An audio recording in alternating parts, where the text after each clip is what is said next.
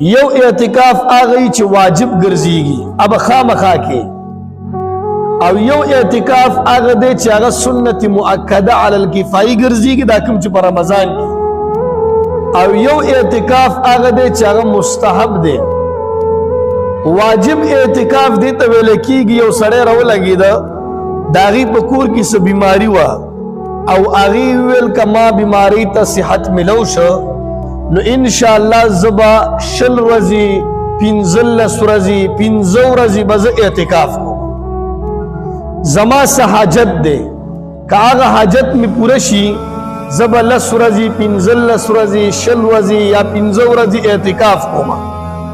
دا اعتکاف واجب دی، دا به خامخا کې په جماعت کې به کې دی کې به روژه هم نیسي، که هغه د رمضان نه بهر وي او که هره میاشت کې وي، دا واجب اعتکاف دی.